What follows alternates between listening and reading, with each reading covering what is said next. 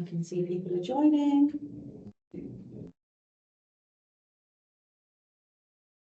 Perfect, thank you. Good morning, everyone, and thank you for taking the time to join us today. My name is Danielle, and I'm an account manager here at NICE. With me, I have my colleague, Jaden. Jaden is our performance management product specialist, and he's going to be showing us performance management today and all of its capabilities. Jaden is going to be showing us a demo of the products, and then at the end of that demo, there'll be some time for Q&A. So please pop in any questions in the chat, and they'll be answered at the end. Jaden, the floor is yours. Okay, perfect. So I'm going to start by sharing a couple of slides. So we'll jump into that first. Start there.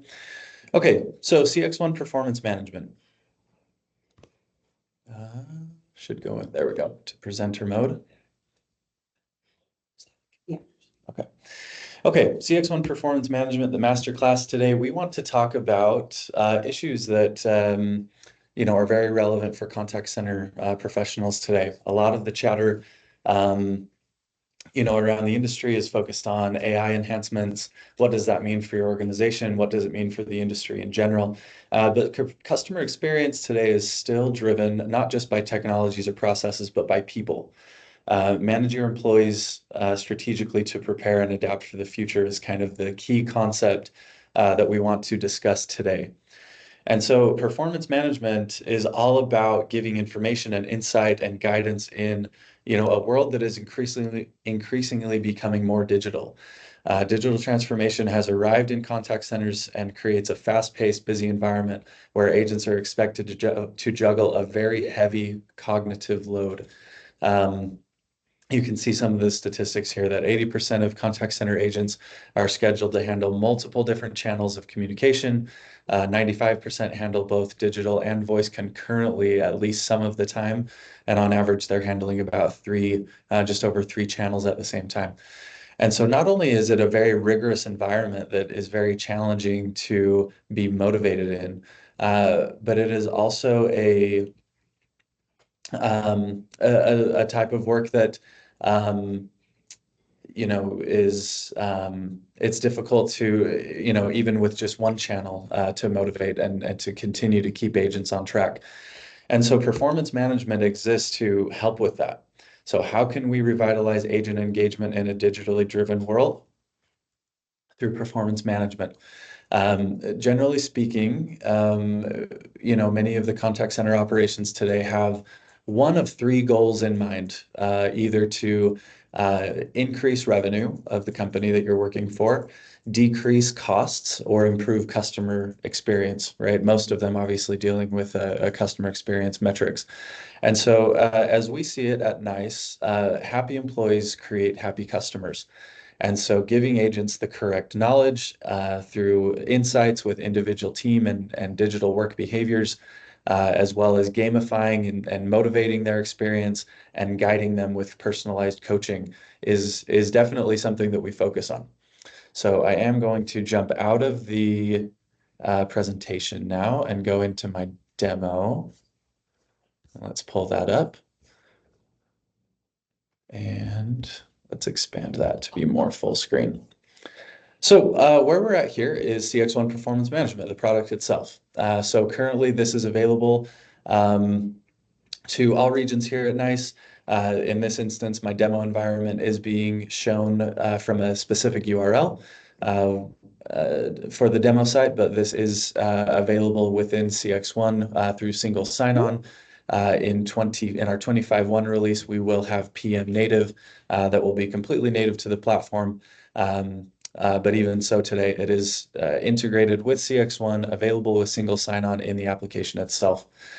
And as you can see here, just for a couple of items, I have multiple dashboards open. So performance management consists of, as we talked about in the last slide, dashboards and data visualization, gamification, and coaching. And it's really what you do with that information that gives the power to performance management. Many times, at first glance, the representation of the product would insist that this is, primarily just another dashboard or, advanced reporting option within the CX1 umbrella. And it really could not be further from that with different levers and actions that we have available here to enhance performance, to group and analyze performance, and essentially motivate employees and train them to exhibit correct behaviors that will help you achieve your business goals. So the first thing that I want to go over as I scroll here through my various widgets that I have open is the method of aggregation of data. The example that I want to give, for any of us who have ever been sick at a different time and felt under the weather, maybe we go into the doctor's office. When you go, even if you have a fairly good indication of what is the problem and what you need to be treated for, the doctor still does a series of different tests, right, to make sure that they're giving you the correct diagnosis based on the symptoms that you have. Same is the case within the contact center. So if I come into my metrics selector here within the platform, you can see these various different categories, excuse me, categories of metrics. So some of them are going to be voice driven to show you, very typical metrics like average handling time, number of contacts that an agent has handled. You're also going to be seeing digital reporting here as well from Digital First. First response time, number of messages that have been sent based on different sentiment as well. And as well as from other systems within the NICE suite like IEX, QM, things of that nature. You're also going to be able to include metrics from CRMs and other third-party tools. So performance management is not limited to only bring in integrations and KPIs from the NICE suite of products, but also essentially from any product that our customers would like to use. And so whether that is cases or tickets or leads, revenue, things like that coming from a CRM like Salesforce, maybe Zendesk, ServiceNow, but also from maybe it's a homegrown tool, maybe it is a tool specific to your industry that is not maybe as common of an integration. This can be achieved via API integration, SFTP integration, or simply by constructing a file and dropping that here on the front end. All of those are achievable. So again, back to the example of the doctor. If Danielle were to come to me and assess performance of an agent, she may say that the agent is highly successful because of a single metric, or maybe a group of metrics coming out of CX1, the voice reporting. Whereas Bianca could come and say, well, that's all true, and Jaden is performing very well on those metrics, but maybe on customer satisfaction, maybe on schedule adherence from WFM, maybe I'm not performing as well, right? And so all of those things help us diagnose what should be truly optimal performance for an agent, and then make sure that we motivate and engage employees to work towards that way with correct behaviors. The system also allows you to slice and dice the data as needed, whether you want to view by all agents, which I'm doing here in my summary. If I wanted to change that to view by team, change the paradigm and view the data by skill or campaign, all of that is within the realm of possible, even by somebody as who does not have maybe deep BI intelligence skill sets. This is all doable on the front end by, really even an agent, a supervisor, anybody would have access to be able to do this if you wanted to grant them that access. And we're going to talk more about that. So that's the first thing. In terms of performance management and a maturity model, a life cycle of how to address performance management within your organization, the first thing is ensuring that we have all the correct data and KPIs available to you in one platform. That's kind of the first place that we start. The next place that we like to address is how frequently are you seeing updates of this information? So clearly I'm from the US, not from the UK, not from Europe. And in the US, we have, as you're driving down the road, similar to here, we call them rumble strips, right, on the side of the road. So if you started to get distracted and you start to veer off course a little bit, then the road is going to alert you and let you know that you're getting off course. Painfully, many employees today operate within our businesses not knowing that they've gone off course, and that there maybe has been a major accident. Maybe they've gone 3 consecutive days of not hitting their performance numbers individually, because all they've seen is maybe an end of shift report, maybe a wallboard that tells them that the team in general is performing okay, but they don't see individual performance. And so there's no real guidance, no rumble strip to alert them when they need to get back on course.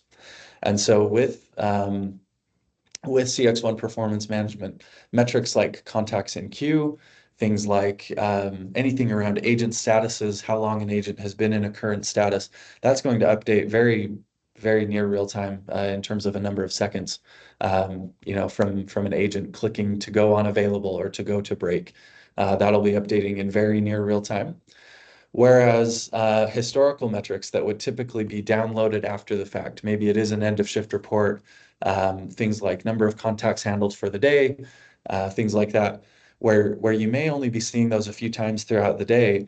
The point is that you need it to be relevant and updated when you need it. And so even for metrics like that would be more of a historical format, you're going to be seeing that every couple of minutes, maybe every 5 minutes within CX1 performance management.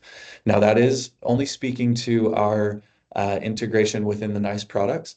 Anything outside of the NICE umbrella would really be subject to the capabilities of that system. For example, if the CRM you're using can give us data every 30 minutes, then that's the interval that it will refresh on.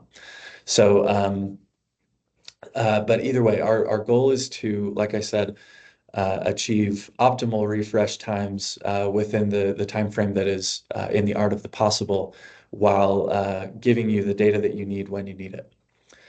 So we're really trying to bridge the gap between historical reporting and real-time dashboards. A lot of the time, those have been exclusively different engagements and skill sets for somebody to derive those things. And with CX1 performance management, we're trying to aggregate all of the data and provide it to you in both real-time and historical format so that it can be accessible as needed. Now, the next part of managing performance of a contact center really relies on the reach of this data, who gets access to it. Typically, from what I've seen, agents are the ones who have the most impact on performance. They're the ones actually doing the work, right? They have the most impact on performance, but they have the least amount of visibility and feedback into that performance. And so what that, again, back to the rumble strip example, what that means is that a lot of the times, whether that just means that agents could be doing a slightly better job if they were more informed, or if it means that you could avoid bad behaviors in real time, and have that virtual rumble strip available to the agents. It really means that they should have better access and better feedback. And in today's world of constant real-time feedback of other aspects of life, right? We all manage different forms of personal feedback, whether that be likes that we get on social media, reactions to different posts that we have. Agents today crave that real-time status update of how they're doing. And the problem is that, in the past, it has not been very achievable to give them that type of detailed performance. So with CX1 performance management, that is not only possible, but it is suggested and necessary in today's, ever complicated work environment. So as you can see, maybe this agent that I'm impersonating hasn't had any performance today, but you can see the relevance of these gauges and how they would inform an agent if they're, performing in the green, the yellow, or the red on different metrics that are relevant to me. So the number one question that I get with this is, or maybe the feedback, as you talk about giving this access to the agents, the first thing that people ask about is, can I restrict access, right? Because maybe in your organization, maybe you want it to be somewhat competitive and let an agent see how they're performing against their peers in a leaderboard. Other organizations may not be okay with that, and that's great. We can restrict or grant as much access to the system and to data to KPIs as you would like for each individual agent. So some organizations may want an agent to see the leaderboard and images of their peers and how they're performing on specific KPIs. Others may want to anonymize that, and that's totally doable. They certainly you probably wouldn't want your agents to be able to deep dive into various KPIs in the metric list that I showed, or change elements of the hierarchy to view this dashboard differently. All of these things can be restricted at the agent level access so that they're viewing what is necessary at the moment, and go improve that, right? The thing that we talk about a lot within our line of business is what gets measured gets managed. If you're not measuring something, then it's not going to get managed, it's not going to be improved. And so within CX1 performance management, we want all the applicable information, again, to be relevant to even the individual agents when they need it. We do not believe that they're going to be looking at this at all hours of the day. They clearly are going to be doing the work that you've hired them to do. But as they interact with this dashboard more and more, then they're more aware of what needs to be improved. They're more aware that maybe before going on break, if they can see the number of calls in queue, and they see that it's just mad at the moment. Maybe they see that change behavior and say, I'll take my break after, another phone call or two, something like that. But what, the information is going to transform how they work. Other ways that we distribute this information is through sharing of dashboards. So the first question that I get when I discuss agent level access to the product is security. The next question that I get is around shareability. And especially if you have multiple agents, if you have multiple, various agents that are needing access to this, you don't necessarily want to need to go build 200 different dashboards. It's not very scalable, right? And but you also don't want to necessarily take the agents out of their environment to go be trained on how to build their own access into this product. And so as you go into the widgets here and into the settings, you can see that currently I have this field enabled, which is to view this data, this metric by current agent. So if I was a supervisor and I wanted to look at performance on, for an individual agent, I could certainly do so. But to build a template for this, to be an agent reaching template, you could use the current agent field. And what that means is that anybody who opens this dashboard, the system will look at who they are, which data they're tied to in the system, and it will show only the relevant data for the current agent. You can also do this with teams, with skills. So back to the example of the leaderboard here, maybe you want the agent to view the leaderboard relevant to only the team that they're on. You can use the current team option. Maybe for calls in queue, you want them to view calls in queue by only the skill that they're currently on. So you could use the current skill option. So what I'm trying to say is that very quickly, using these current fields in the product, you could very quickly create an agent template with those fields being used. And then when the agent logs into CX1, you direct them to CX1 performance management, tell them to open up a template, and they open the template, they're ready to go. There's really not a lot of training, not very much time for you either to really get in and create all the dashboards. It's really just one time, and any time that then you make changes to that dashboard, those changes will be reflected for the agent. So a lot of very useful triggers and levers in the product to be able to have widespread applicability very quickly for the agents. Now, regardless of the agent side of things, that dashboard sharing still comes into play if you wanted to have maybe an administrator dashboard where everybody should be viewing the same information. Maybe you want a certain dashboard that is locked down, that nobody can change except the owner of the dashboard. Maybe you want to have a dashboard that's more collaborative, where people are making changes, you're all viewing the same changes.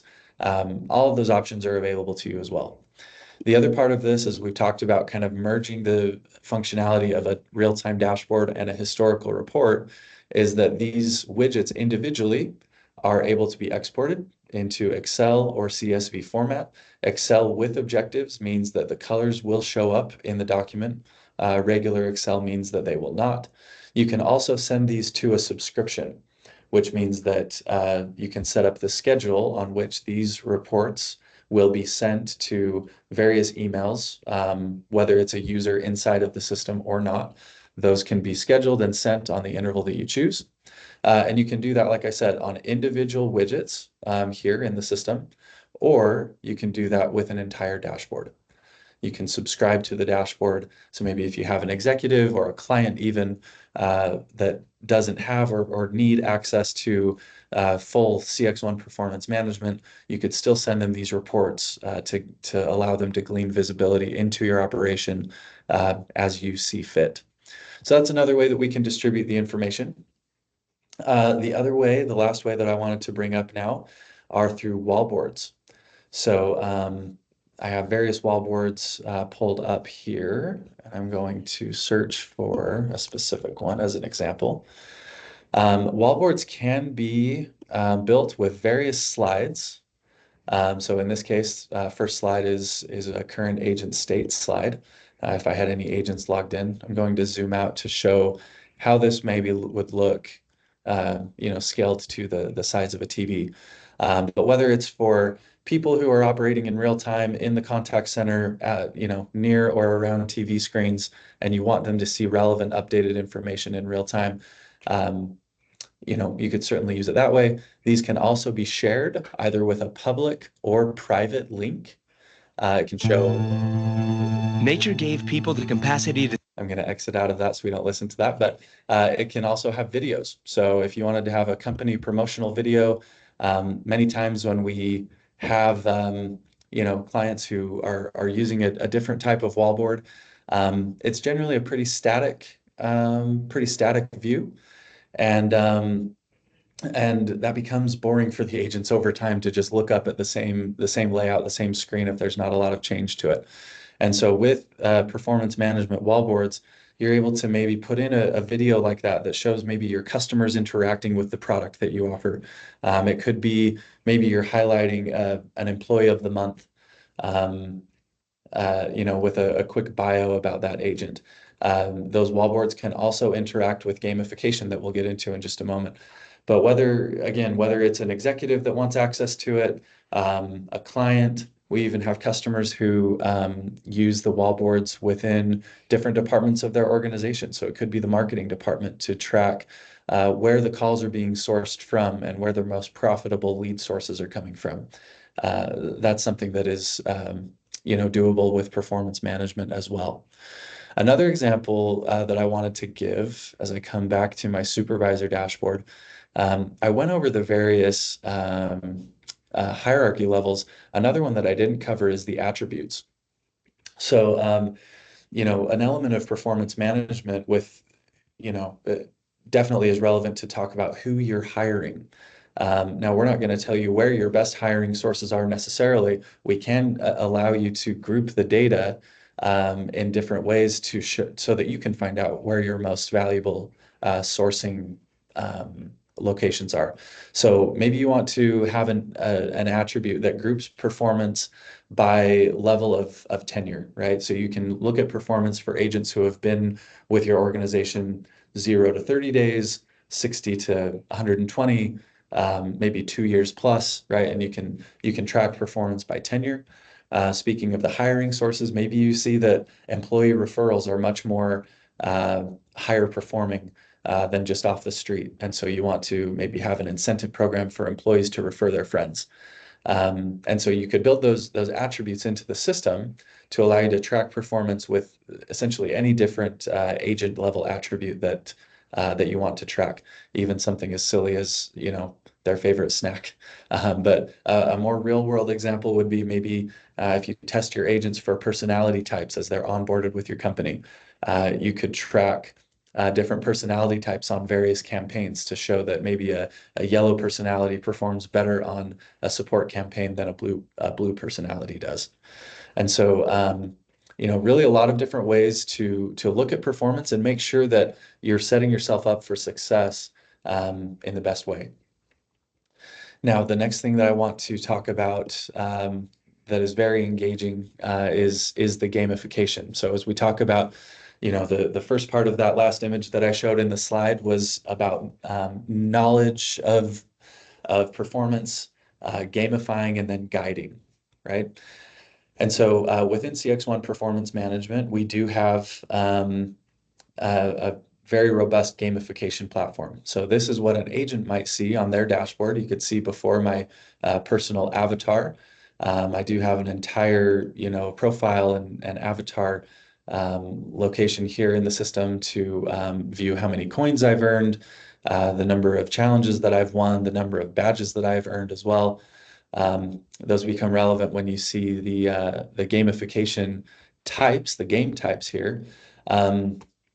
The thing about gamification, most of the time when I've had, uh, conversations with clients of performance management, before they started to use it, most people had used, or I guess applied gamification or incentive plans previously. Commission plans, incentive plans, bonus plans. Really, it's all, tied to performance-based wage increases essentially. And that's what gamification is. Most people have tried to do something in the past, but um, you know, they either find that it's not completely sustainable the way that they've tried to address it, or it's not engaging enough for the agents.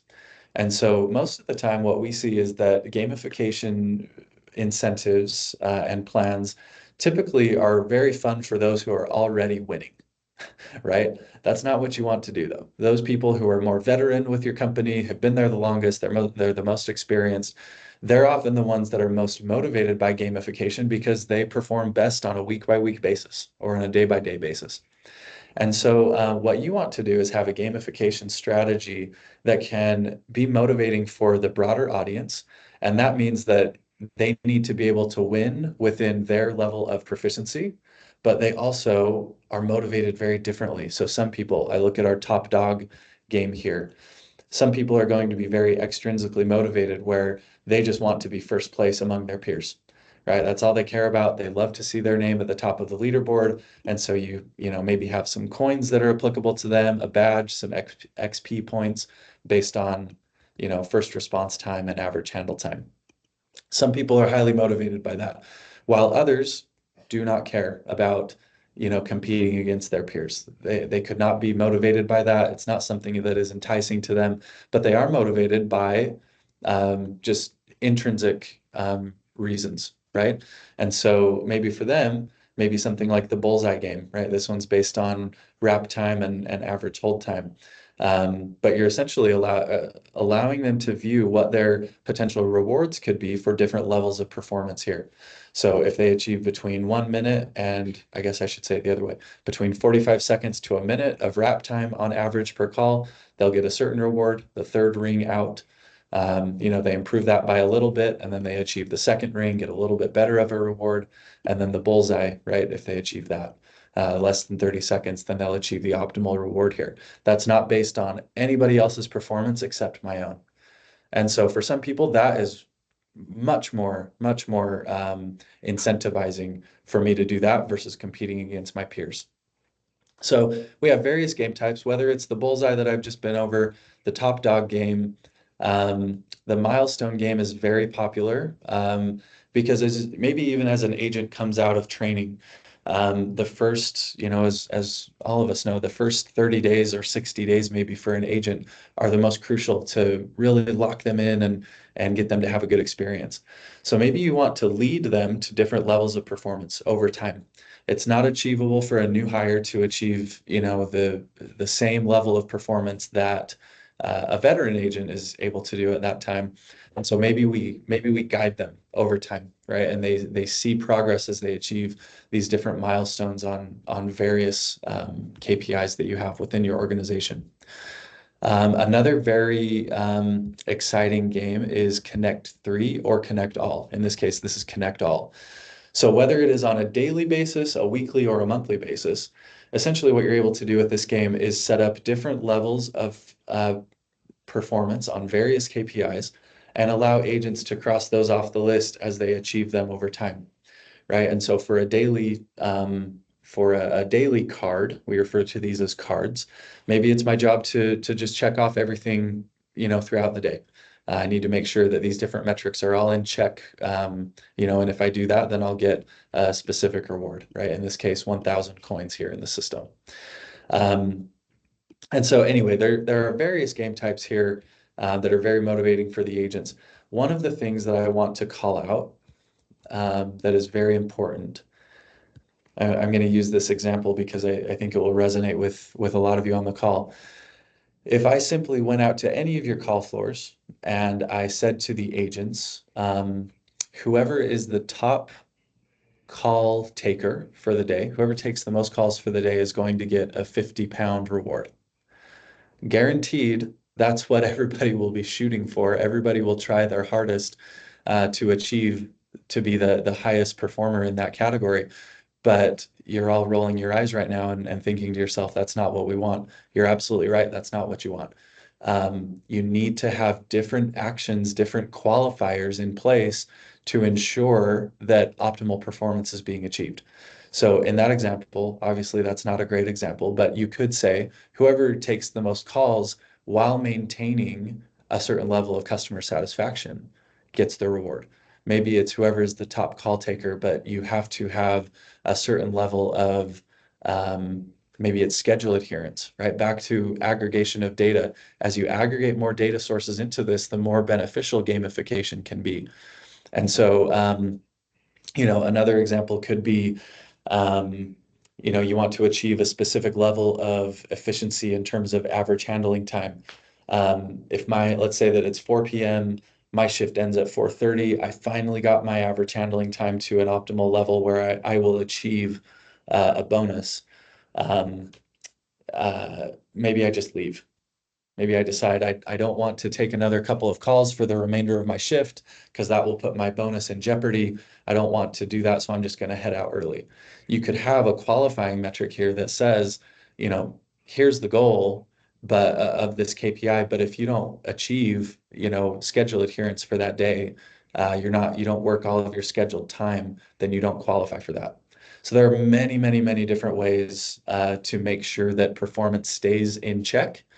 And that you achieve the behaviors that you want. Again, this is all about motivating people for the right behaviors. Now, the next thing I would say, as I've used those couple of other examples of how to gamify, many companies even today believe that gamification is mostly only applicable for sales organizations. And that certainly can be the case, that sales teams are very motivated by incentives like this. But when you look at your business, everything does have a cost. And in the example that I just gave, an agent leaving early does have a cost to you. An agent not being as productive as they could be. More even support metrics like open time for a ticket or a case, number of cases closed. Those do all have costs if they're not achieved. And so what we try to look at with performance management is what is the cost to those not being achieved? And then can we tie an incentive to that? Maybe it's not as lucrative of an incentive as a new sell for a sales agent. But if you could even set up games that really just communicate to your agents, this is the minimum expectation that I have on these mundane regular metrics, right? But if they achieved those, what would that mean to you as an organization? And I know that each of those things does have a cost to you. So that's how we try to apply it. It's very sustainable. There's definitely, admin pages here with gamification that allow you to see the effectiveness of games, who's all engaging with those games. You can see the button join game. I can join this on my own as an agent, or you as a supervisor can enroll me by default, right? We have a lot of different options for that. We do also have challenges that are initiated by agents.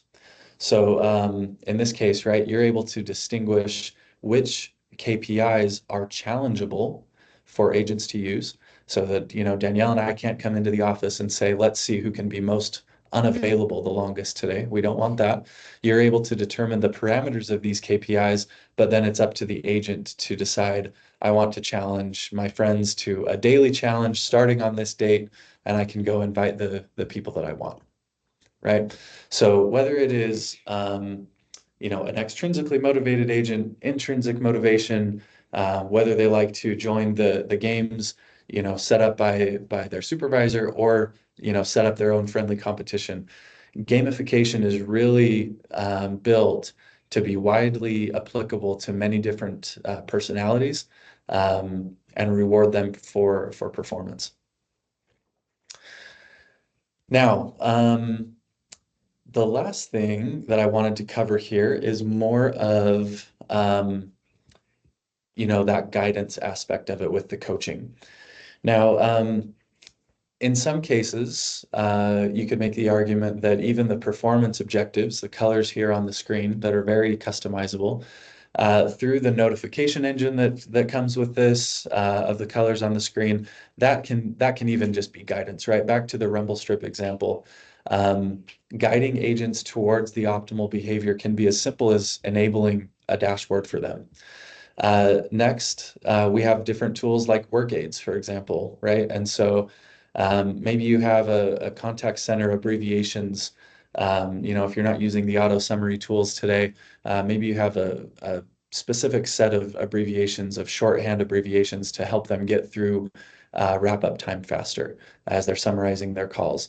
Maybe you have a new best practice that you wanted to share with the agents, and attach that through a document, a PowerPoint maybe, or maybe it's a video, right? So essentially kind of like a light LMS tool that would help, provide documentation to the agent, to help guide them on their job.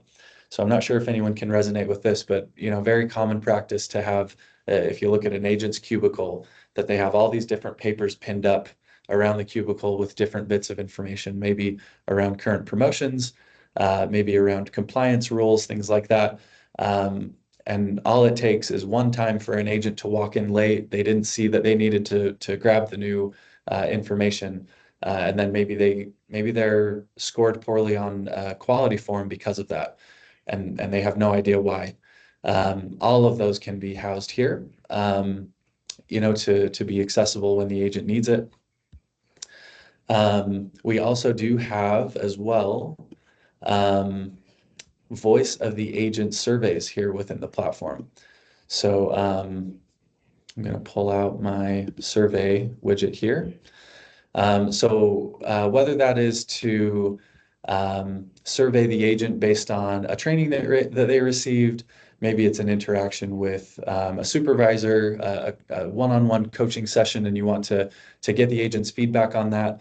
An agent can also have answer questions in the form of a survey. Maybe it's a new incentive program, a benefit program that you're rolling out. All of those things can be captured here and then viewed within the platform by an administrator who is wanting to get this information. And all of that can be accessed here. Again, back to the guidance of an agent, back to gauging their level of engagement is kind of what we're after with those surveys. We also have tasks. And so within the platform, whether that's me as an agent that's setting up my own task, and I want to just remember that I needed to go take a training, that I needed to touch base with my supervisor before I left that day or something, I could definitely set that up to remind myself.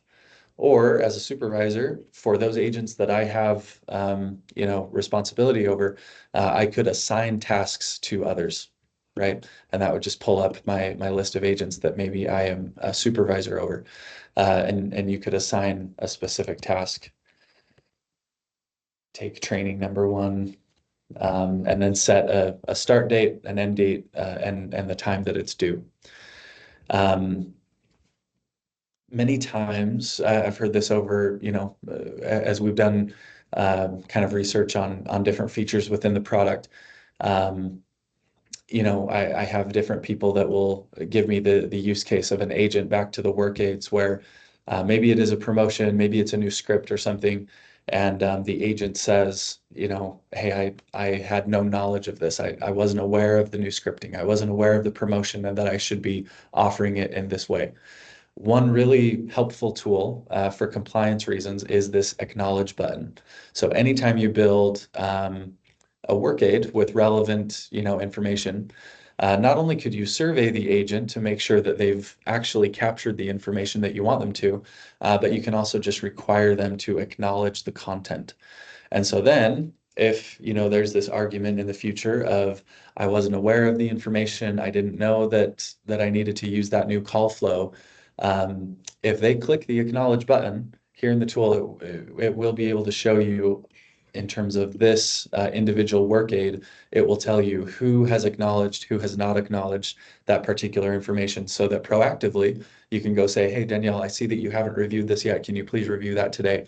Let's set up a task. Or in the case of an argument, you could say, no, you did acknowledge that. You said on this date at this time that you had reviewed that. So we have to hold you accountable to that. And then we do have our coaching tool, coaching widget. I'm going to find where that widget is in particular. Whoops, didn't mean to refresh that. But we do have the ability to actually conduct one-on-one coaching sessions here within the platform with individual agents. I'll just pull out a new one. Let's sort A to Z and let's do coaching sessions. So the system can actually suggest coaching sessions to happen based on performance. And so maybe that's a behavior of, if we're pulling in data from your QM forms and you want to schedule a coaching session that for anyone who performs under a certain level of proficiency on a key behavior, that could automatically suggest a coaching session for that agent's direct supervisor, with a suggested completion date. And then once I jump into this, we do have a coaching form that you're able to fill out. So this is obviously very basic, but if you wanted to set up almost like a QM form, right? A form for the coach to go through with the agent individually, make sure that you're capturing the agent's feelings and their thoughts toward the process, certifying that you reviewed certain content. You could also take notes during the session. Reviewed XYZ tasks set up for next week. You can also specifically assign tasks from right here. I can spell. Allow the assignee to mark as complete. And then I can also set up a KPI widget here. Maybe if I have a specific metric in mind that has a performance objective tied to it. I'm just going to use this for the sake of time. So this is what this is going to do, and I could set this up for multiple KPIs. It's going to show me the agent's current performance for the interval that I'm coaching them on compared to the goal, right? And so if I was performing obviously very poorly on this metric, it would show up in red or yellow maybe, and show me what the goal is. And I could add a number of KPIs here that I'm wanting to train my agent to improve on. And then once I've done this a number of times and I set up a follow-up session for a specified date, then I'll be able to go back through the session history, review the notes that I've taken in each individual session, and then once I feel that the agent is compliant or improving their performance in this way, and I see how their KPIs have improved over time, then maybe I end the session. But it allows you to have that digital record of performance improvements with agents on soft skills as well as hard skills and KPI improvements. And to show the effectiveness of that over time with this KPI widget here within the session. So I'm going to go ahead and end that, and I'm not going to save that. But that would be kind of the flow for a suggested coaching session for an agent. It'll also show me my scheduled follow-ups and any sessions that are just currently ongoing. I could also start this from scratch if I wanted to just create a new session randomly. This is also available within any of these widgets. If I see that I believe that Olivia needs maybe give her an award on the one hand, and I want to give her a manual kind of kudos thumbs up. There we go. Oh, don't have any manual badges loaded for her team, but I could add a kind of a manual reward, high five, if you will, that I can give her at that time. I can also create a task, and I can suggest a coaching session. So maybe I'm 2 levels above, maybe I'm the director, and I just think, oh, it looks like Olivia might need some help. Looks like Danielle, who is her supervisor, has been really busy today. I'm going to suggest a coaching session to be performed between Olivia and Danielle. It'll just take a minute to pull that up, but there we go.